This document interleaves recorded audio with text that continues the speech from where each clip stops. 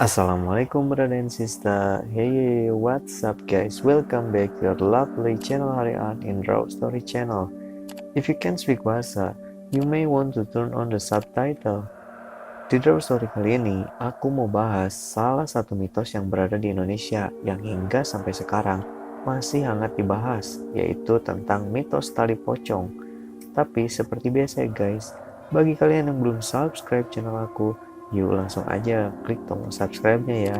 Dan jangan lupa klik juga tombol loncengnya biar kalian gak ketinggalan updatean draw story dari channel ini.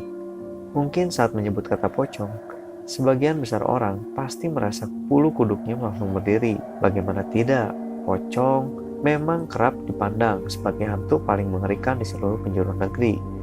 Meski pada kenyataannya, semua umat muslim yang meninggal pasti akan dikebumikan dengan wujud pocong. Pocong memang tak pernah lepas dari mitos berbau mistis. Bahkan tali pengikatnya saja dipercaya memiliki banyak manfaat tentang hal gaib. Mungkin kalian pernah mendengar beberapa mitos tentang tali pocong seperti berikut ini. Yang pertama, tali pocong yang gak dilepas membuat si mayat bergentayangan. Mitos ini mungkin sudah kita dengar sejak belasan tahun lalu, berawal dari melejit sinetron Jadi Pocong yang pernah tayang di televisi nasional Indonesia. Cerita tersebut mengisahkan tentang Mumun yang jadi hantu pocong gentayangan karena saat dikebumikan, tali di kepalanya tidak dilepas.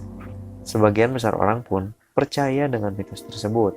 Orang-orang berpendapat jika tali pocong tidak dilepas, menyebabkan arwah di mayit tidak bisa terlepas juga. Hal itu membuatnya bergentayangan hingga 40 hari di sekitar kampung, meminta tolong kepada warga agar bersedia melepaskan tali pocongnya. Mungkin kalian juga pernah ada yang mendengar pocong keliling. Nah, itu adalah pocong yang selalu berkeliling, meminta dilepas tali pocong yang mengikat di kepalanya. Yang kedua, tali pocong dipercaya membuat kebal bacok atau gorisan senjata tajam. Mitos ini datang dari tanah Jawa. Konon, tali pocong memiliki khasiat membuat orang jadi kebal dari serangan senjata tajam. Menurut salah satu ahli supranatural Semarang, sejatinya bukan tali pocong tersebut yang membuat seorang menjadi kebal, melainkan adanya ilmu sihir yang digunakan saat menggunakan tali pocong ini. Sementara itu, tali pocong tersebut hanya salah satu syarat untuk mendapatkan ilmu hitam dari sang guru. Para guru sihir biasanya memang meminta para muridnya untuk memenuhi syarat tertentu, termasuk berhubungan dengan mayat atau mencuri atributnya yang salah satunya tali pocong.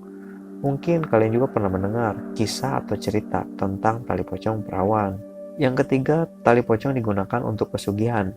Hingga zaman modern ini, mitos tentang pesugihan memang masih kerap terdengar. Terlebih, di penjuru negeri masih banyak kalangan yang mengalami himpitan ekonomi. Banyaknya kasus kenaikan harga yang tak diimbangi dengan bertambahnya upah mendorong sebagian orang untuk melakukan jalan pintas yang dianggap pantas. Dan pesugihan tali pocong adalah salah satu, katanya paling banyak dimanfaatkan terhadap rezeki dengan ilmu yang tidak diperbolehkan oleh agama. Konon, pesugihan tali pocong juga tidak membutuhkan tumbal, hanya butuh keberanian untuk menggali makam orang yang baru meninggal beberapa hari dan mengambil seluruh tali pocong sebagai syaratnya saja. Kasus demikian sempat membuat Banten heboh. Bahkan ada sebagian masyarakat yang mencoba membongkar makam kerabatnya demi membuktikan hal tersebut. Benar saja, mayat yang baru beberapa hari dikebumikan sudah kehilangan talinya. Dan yang terakhir, mitos pengoleksi pocong yang digunakan sebagai pelet. Perihal kasus tali pocong yang dicuri, itu memang bukan mitos. Tindakan tersebut berulang kali terjadi di penjuru negeri. Bahkan kesaksian juga diberikan oleh masyarakat yang berinisial AI, seseorang mantan pencari ilmu hitam yang mengakui jika ia pernah mengumpulkan hingga 29 tali pocong. Puluhan helai tali tersebut dirawat dengan memberi sesaji dan membuat ritual khusus. Ilmu hitam yang dimilikinya memang membuat bahagia karena koleksi tali pocong tersebut bisa digunakan untuk menggait banyak wanita yang ia inginkan.